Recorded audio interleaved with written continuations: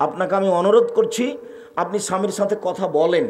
15-20 দিন 6 মাস থেকে আপনি কথা বলছেন না। ভাত তরকারি হলে বৌমাকে বলেন তোর শ্বশুরকে দিয়াই, মেয়েরাকে বলেন তোর বাপকে দিয়াই, নিজে তো দিয়ে আসেন না। চাইলো গিলাসটা নিয়ে গিয়ে সামনে থ্যাকস করে রেখে ওদিকে চলে যান। এটা চলবে না। তিতা লাগলেও স্বামীকে মেনে নিতে হবে, মিঠা লাগলেও মেনে নিতে হবে। আর যদি নাই পারেন, আল্লাহর হস্তে তাকে বলেন, অধিকার দেওয়া আছে, আল্লাহ নবী দিয়েছেন, আল্লাহর হস্তে বলেন আপনার সাথে সংসার করিলাম না। মোহর ফেরত পাবেন না, কাজীর কাছে লিখে দিয়ে পাঠিয়ে দেন, বাস খালাস। 1 মাস পর অন্য জায়গাতে বিবাহ বসেন, কোনো সমস্যা নেই। আপনি এই সংসারে বাধ্য নন। আর যদি মনে করেন যে 2 যে মানের পড়ছেন সে মানের পড়াবেন, 3 কটু কথা বলবেন না বউকে, কখনো কোনো সময় নাই। কটু কথাই বলবেন না। বলবেন না তোমার ঠোঁটটা কালো, বলতে পাবেন না। বলতে পাবেন না তোমার রংটা কালো, এ কথা আপনি বলতে পাবেন না। বলতে পাবেন না তোকে দেখতে খারাপ লাগে, এ কথা আপনি বলতেই পাবেন না। শ্বশুরের কোনো কিছু নিন্দা করতে পাবেন না। শ্বশুরের গালি দেওয়া তো বহু দূরের কথা, যৌতুকের তো কোনো প্রশ্নই আসে না। এটা সিরাজগঞ্জ জেলা, এরা যৌতুকের সাথে সম্পৃক্ত নয়। এটা কি গায়েবান্ধা যে যৌতুক নেবে? যৌতুকের সাথে সিরাজগঞ্জ জেলার সম্পর্ক নাই। এটা হলো গায়েবান্ধা রংপুর, দিনাজপুর, লালমিনহাট, টিমিলপাড়া, কুড়িগ্রাম, পঞ্চগড়, ঠাকুরগাঁ, জয়পুরহাট, বগুড়া। এরা মনে করে যে বিবাহ দিলে যৌতুক লাগবে। আর আমি তো বলেছি যে ভিক্ষা করা টাকা দিয়ে চাউল কিনে ভাত খেয়ে ইবাদত কবুল হবে, যৌতুকের টাকা দিয়ে চাউল কিনে ভাত খেয়ে ইবাদত কবুল হবে না। যৌতুক নিম্ন শ্রেণীর, ইতর শ্রেণীর মানুষ নেই। আমি তো ভিক্ষা করে খেতে বলি, চাই ছেলে তোমার বাপ যৌতুক নিয়েছে কিনা, তোমার বাপের মুখের দিকে তাকিয়ে দেখো, তোমার বাপের মুখখান নিচু হয়ে আছে, কালো হয়ে আছে। বেটা কাজ করে খাও, কাজ করে খাও, যৌতুক নিবা কেন? সন্ধ্যা হতে হতে মোটর সাইকেলে ফেরত দাও। যা নিয়েছো খাটলা টাকা পয়সা সব ফেরত দাও, 24 ঘন্টা ফেরত দিতে হবে। ফকিরকে ভিক্ষে দিতে শিখিও, নিতে শিখিও না। আল্লাহ রাসূল বলেছেন ইয়াদুল উলিয়া খায়রুম মিন ইয়াদিস সুফলা, দেওয়া হাতটা ভালো নেওয়া হাতের চেয়ে, দেওয়া হাতটা ভালো নেওয়া হাতের চেয়ে, দিতে শিখিও।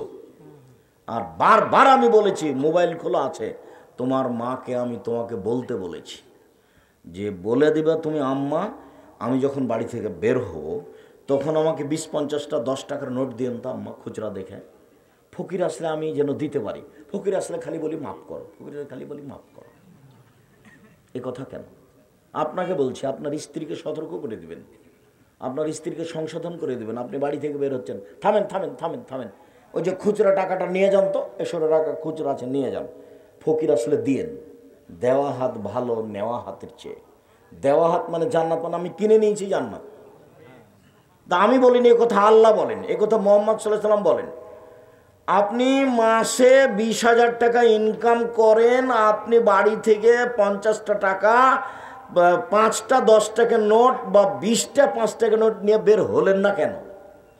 কেন আপনি সব ফকিরকে বলছেন মাফ করো? কেন আপনি বলবেন? এই স্বভাব কেন? এই স্বভাবই খারাপ। এই স্বভাবকে মাটিতে পুঁতে দেন, আজ থেকে পায়ের নিচে রেখে দেন। খুচরা টাকা নিয়ে বের হবেন, ফকিরকে মাফ করো এই কথা বলবেন না।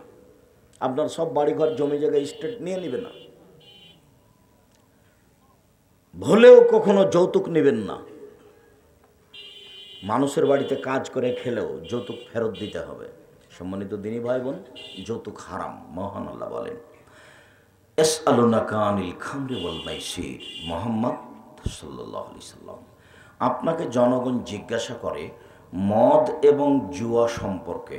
আপনি বলুন ফিহিমা ইসমুন কাবীর, মদ খেলে মহাপাপ হয়, জুয়া খেললে মহাপাপ হয়। পৃথিবীতে জুয়া নামে কোনো নির্ধারিত খেলা নেই। প্রত্যেক যেই খেলাতে টাকার হার জিত রয়েছে সেটাই হলো জুয়া। বর্তমানে যে আন্তর্জাতিক ফুটবল ক্রিকেট দেখা যায়, এটা হলো সবচেয়ে বড় জুয়া। এটা একবারে পল্লী অঞ্চলে গ্রামের মাথায় বিশাল দিয়ে মানে ফেস্টুন দিয়ে দেখছে, ছবি দেখছে, ফুটবল খেলা দেখছে। আর বাপ বেটা, বাপ পাকিস্তানের পক্ষে আর বেটা ব্রাজিলের পক্ষে। একটা খড়ের ঘর, তাদের উপরে 2টা পতাকা। বাপ বেটাই পাগল, ফকিরা তো পাগল নয়। ফকিরের এসব ধান্দা নাই। চিত্র তোমাদের ওই পতাকা দেখলে আমার খুব কষ্ট হয়। আমি যদি পারতাম তোমার পতাকা নিজে হাতে টেনে একেবারে জ্বালিয়ে ছায়ের উপরে লাগতে পারতাম। তুমি নিজেকে বিক্রি করেছো কেন? তুমি ব্রাজিলকে চিনো? তোমাকে যদি পাই তাহলে তোমার মাথার উপরে এক বালতি পায়খানা দিয়ে দিবে, দিয়ে শান্তি পাবে যে ঠিক হয়েছে, ঠিক হয়েছে, ঠিক হয়েছে। ওরা ইহুদি, ওরা খ্রিস্টান। আল্লাহ বলছেন আমাদের নবীকে যে ইহুদি আপনাকে মানবে না, খ্রিস্টান আপনাকে মানবে না, কখনো মানবে না। আপনি ইহুদি হয়ে যান তাহলে ঠিক আছে, আপনি নিজে খ্রিস্টান হয়ে যান তাহলে ঠিক আছে, একথা আল্লাহ বলছে। আর তুমি খুশি হয়ে ওখানে টাকা রাখলে, তোমার সরকার তোমার আরও কেউ সেখানে গিয়ে টাকা রাখলো খুশি হয়ে বলে হিসাব। সম্মানিত দিনী ভাই বোন, জুয়া, যে কোনো খেলাতে টাকার হারজিত রয়েছে সেটার নামই জুয়া। আর টাকার হারজিত নেই, শরীর চর্চাও হয় না, বসে বসে চলে চৌসার, ছক্কা, লুডু, ক্যারামবোর্ড, দাবা, আরও এখন যেগুলো কি গেমস, ছেলে মেয়ে সবার হাতে এইসব আরও কত খেলা আছে। এসব খেলাতে যে অংশগ্রহণ করে ও তার হাতকে শরীর রক্তের মধ্যে ডুবিয়ে দেয়। আল্লাহ রাসূল বলছেন, মান লাইভ হবে নারদেশির, যে ব্যক্তি চৌসার, ছক্কা, দাবা, পাঞ্জা, লুডো, ক্যারামবোর্ড, তাস, গেমস, এই ধরনের পৃথিবীতে যত খেলা দেখা দিয়েছে, আরও যত খেলা দেখা দিবে, বসে বসে চলে, এই খেলাতে যারা হাত খেলে যারা, তারা তাদের হাতকে শরীর শুকরের রক্তের মধ্যে ডুবিয়ে দিয়েছে। এই কথা মুহাম্মদ সাল্লাল্লাহু আলাইহি সাল্লাম বলেন। আব্দুর রাজ্জাক সাহেব, খেলা কোনটা? যেখানে টাকার হারজিত নাই, পাড়ার ছেলেরা গ্রামের মাথায় ফুটবল খেলে, টাকার হারজিত নাই, আধ ঘন্টা খেললো, তোর ওর বাড়ি চলে গেল। শরীর চর্চা এটা করতে পারে। পাড়ার ছেলেরা, স্কুলের ছেলেরা ক্রিকেট এক ঘন্টা ছুটাছুটি করলো, বাড়ি চলে গেল, এখানে কোনো টাকার হারজিত নেই, এটা চলবে। বসে বসে ঘন্টার ঘন্টা কাটছে, এটা হারাম, এটাও কাবিরা গুনাহ। আর যেটা আপনার হারজিত আছে সেটা তো হারামি, মহাপাপ।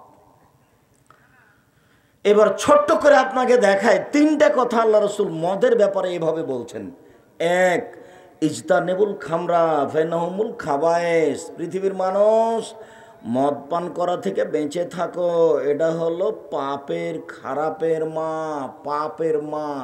দুই, আবু দারদা, লা তাশরাবান্না খামরান, কখনো মদ পান করো না, ফাইন্নাহু রাআসু কুল্লি ফাহিশাতিন, এ হলো সব পাপের মাথা।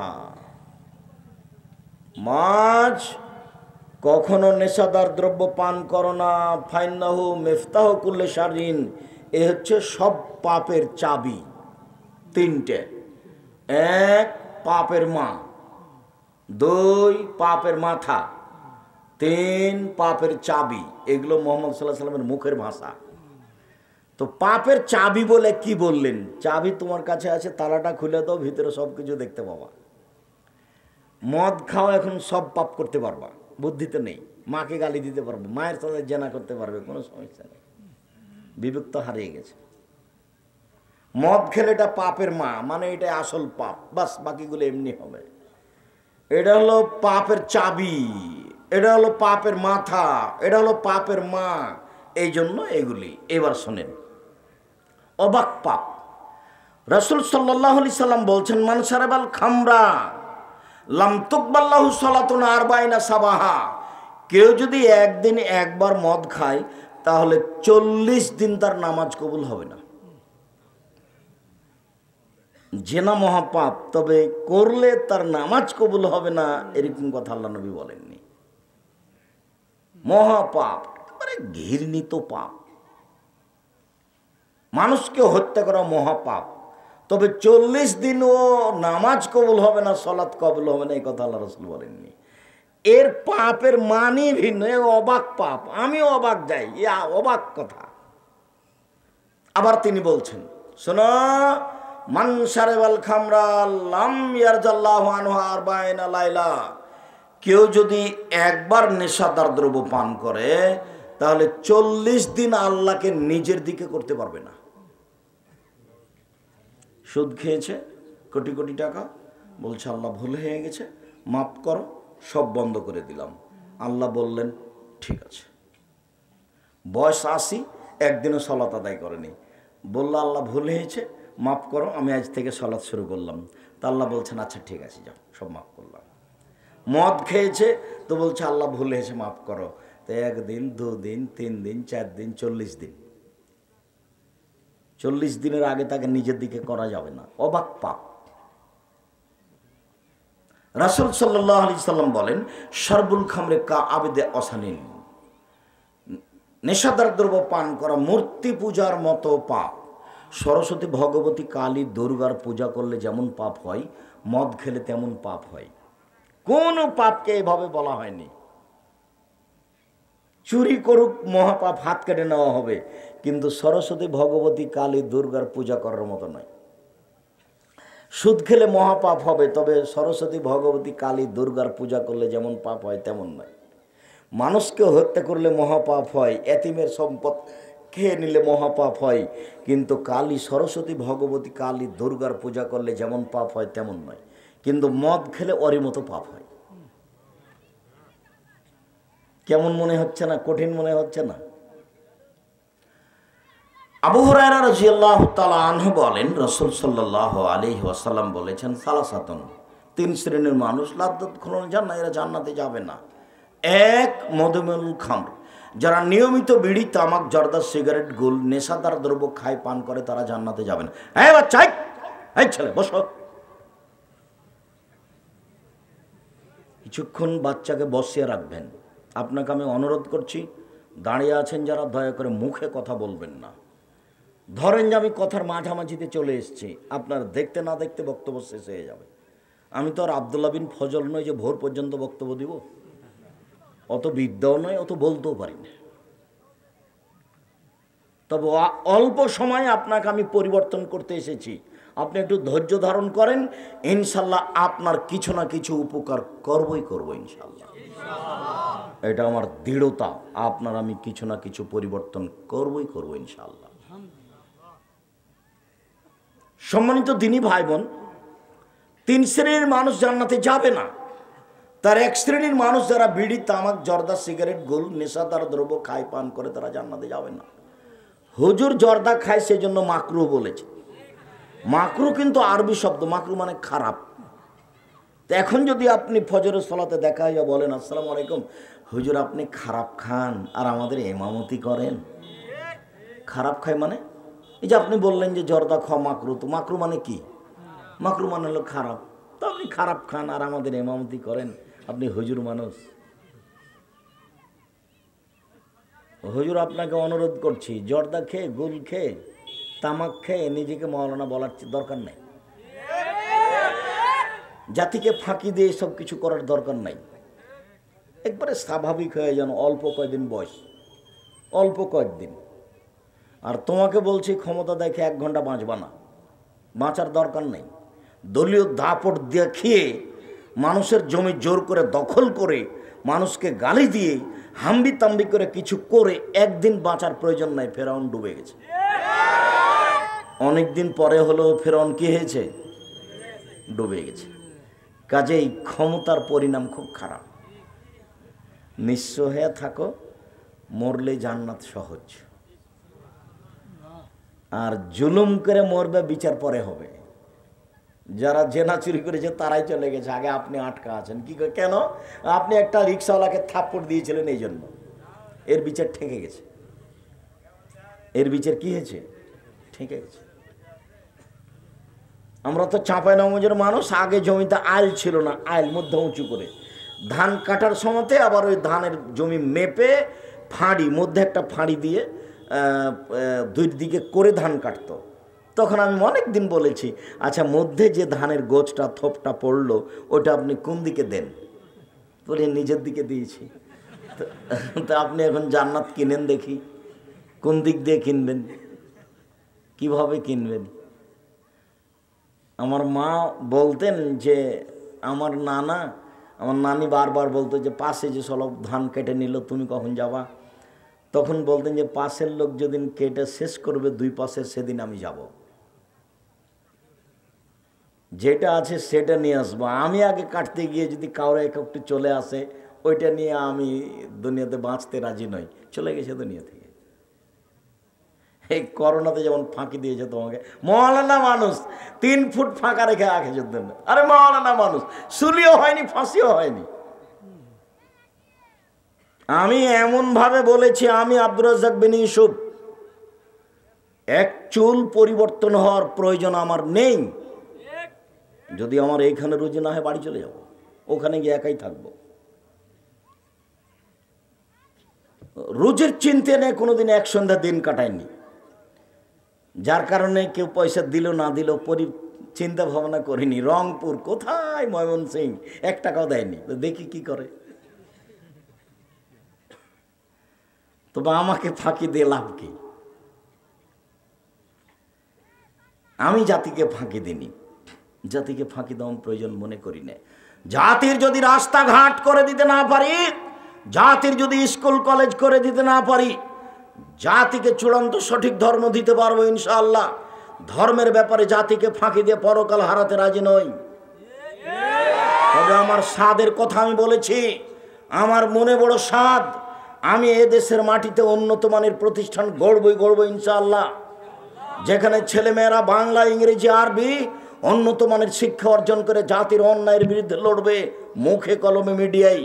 সেটাই হচ্ছে জামিয়া সালাফিয়া ডাঙ্গিপাড়া পবা রাজশাহী, সেটা হচ্ছে জামিয়া সালাফিয়া রূপগঞ্জ নারায়ণগঞ্জ ঢাকা, সেটা হচ্ছে জামিয়া সালাফিয়া 6 মাইল বাবুগঞ্জ বরিশাল, সেটা হচ্ছে জামিয়া সালাফিয়া তেঘরা বিরল দিনাজপুর।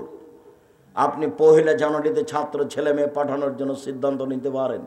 আমি জীবন বাজি রেখে চেষ্টা চালিয়ে যাচ্ছি দেশ বিদেশের শিক্ষক দিয়ে। মাসিক আল ইতেসাম পত্রিকার পিছনে আমি জীবন বাজি রেখে চেষ্টা চালিয়ে যাচ্ছি। জামিয়া সালাফের মুখপাত্র পত্রিকা মাসিক আল ইতেসাম পত্রিকা, যাতে 12 জন শুধু মুফতি আছে। জামিয়া সালাফের শিক্ষকের বেতন আছে 10,000 থেকে নিয়ে 70,000 পর্যন্ত। ওদের পিছনে 80-90 হাজার টাকা খরচ হয় প্রতি মাসে। ওদের জন্য থাকা ভিন্ন, ওদের খাওয়া ভিন্ন, ওদের বাবুর্চি ভিন্ন। দেশ বিদেশের বাহিরের শিক্ষক অনেক আছে, বহির্বিশ্বের। সম্মানিত দিনী ভাই বোন, বলছিলাম চুপ বসে আছে এ কথা নয়। তবে যেহেতু আমরা সাধারণ মানুষ, কাজে আপনাকে 1 নম্বরে দুয়াতে শরীক হতে হবে, আল্লাহ তুমি জামিয়া সালাফে কবুল করো। 2 নম্বরে 10 টাকা হলেও জামিয়া সালাফে অংশগ্রহণ করতে হবে, জান্নাত কিনবই।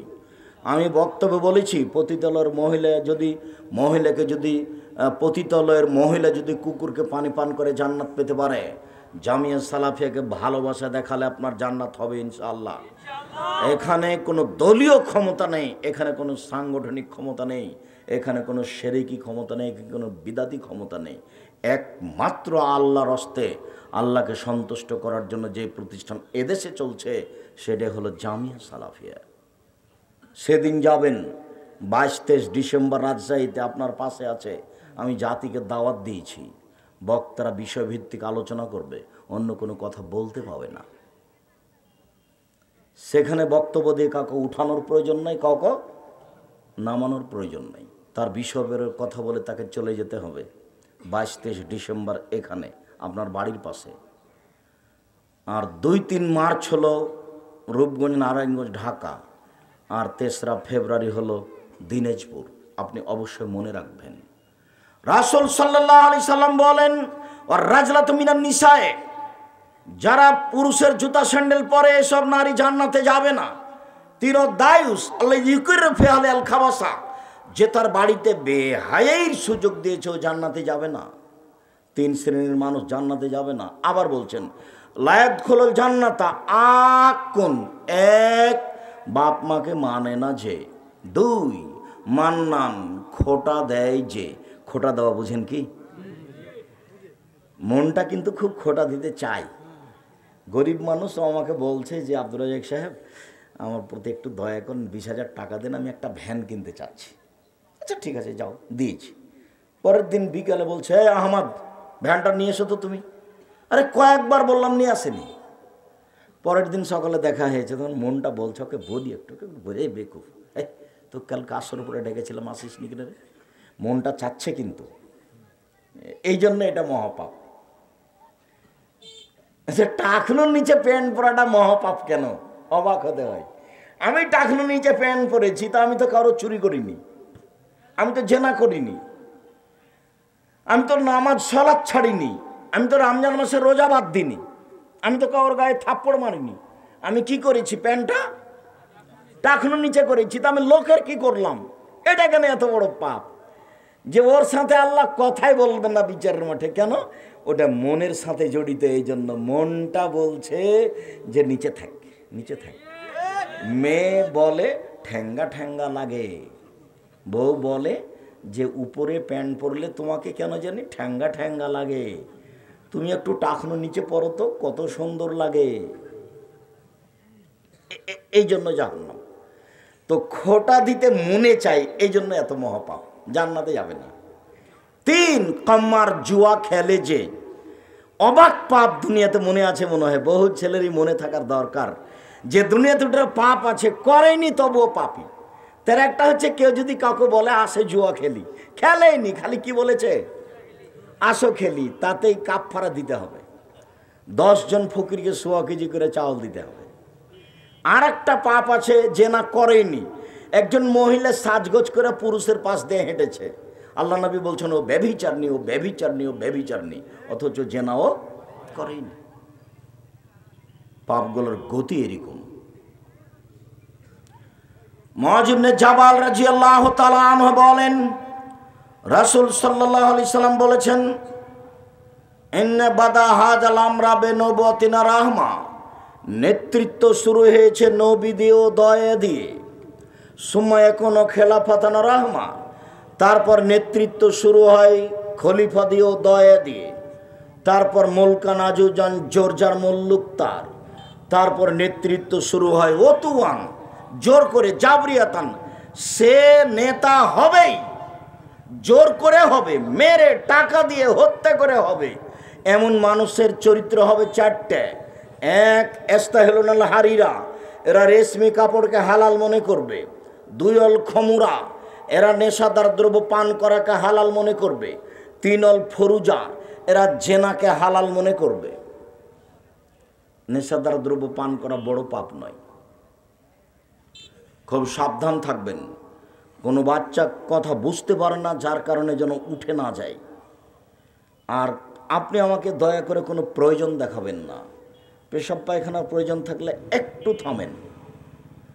আর তোমরা যারা দেখছো তারা মোটর সাইকেল যেন পাশে কেউ স্টার্ট না দেয়। তোমরা যারা অন্তত 40টা ছেলেকে এখানে পাহারা দিতে হবে, পিপিলিকা কেন সামনে দিয়ে পার হতে না পারে। মোটর সাইকেলকে তুমি ঠেলে ওই দিকে নিয়ে যাও, 100 গজ 200 গজ দূরে গিয়ে মোটর সাইকেল স্টার্ট দিতে হবে। আমার একটা বাক্যের দামে 1 কোটি টাকা, এর হিসাব দেওয়া অত সহজ নয়। যারা রাস্তাঘাটে দিনরাত ঘুরে, যারা দোকানে আড্ডা পিটে, তারা এইসব বাক্যকে মূল্যায়ন করতে পারবে না, এটা সহজ নয়। আপনাকে কিছুক্ষণ অপেক্ষা করতে হবে, তাহলে এটার জন্য সহজ। 4 শ্রেণীর মানুষ জান্নাতে যাবে না। 1, বাপ মাকে মানে না যে। 2, জুয়া খেলে যে। 3, খোটা দেয় যে। 4, নিয়মিত বিড়ি তামাক জর্দা সিগারেট গুল নেশাদার দ্রব্য খায় পান করে যে। এই 4 শ্রেণীর মানুষ জান্নাতে যাবে না। রাসূল সাল্লাল্লাহু আলাইহি সাল্লাম বলেন, যারা জোর করে নেতা হবে তাদের স্বভাব হবে 4টে। 1, তারা রেশমি কাপড় পরবে। 2, তারা নেশাদার দ্রব্য পান করবে। 3, তারা জেনা করবে। 4, তারা দৈনন্দিন ধনী হয়ে যাবে, মানুষের অর্থ সম্পদ লুটে নিবে, এই ব্যাপারে সহযোগিতা পাবে, তার মামলা টিকবে না। তার বিরুদ্ধে মামলা করে তার মামলা আপনি টিকাতে পারবেন না। দলীয় দাপটে সে ব্যাংকের মালিক হয়ে যাবে, কোটি টাকা লোন নেওয়ার পরে মাফ হয়ে যাবে। এই কথা আমি বলিনি, এই কথা রাসূল সাল্লাল্লাহু আলাইহি সাল্লাম বলেন।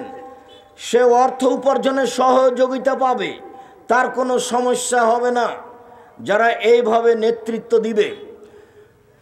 আবু মুসা আশআরী রাদিয়াল্লাহু তাআলা আনহু বলেন, রাসূল সাল্লাল্লাহু আলাইহি সাল্লাম বলেছেন, অচিরে আমার উম্মত কয়েকটা জিনিসকে হালাল মনে করবে। 1, আল হেরা, জেনাকে হালাল মনে করবে। 2, অল খামরা, নেশাদার দ্রব্য পান করাকে হালাল মনে করবে। 3, অল মাযিফ, বাদ্যযন্ত্রকে হালাল মনে করবে। বাদ্যযন্ত্র পাপের কাজ নয়।